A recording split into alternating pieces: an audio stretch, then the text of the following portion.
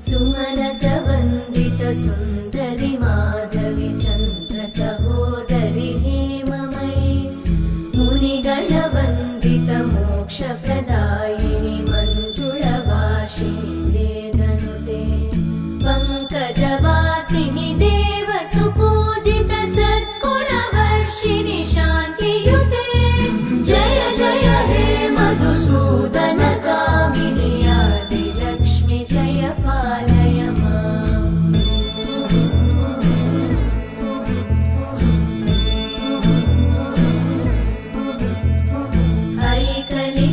ऐकलिकल्मषनाशिनि कामिनि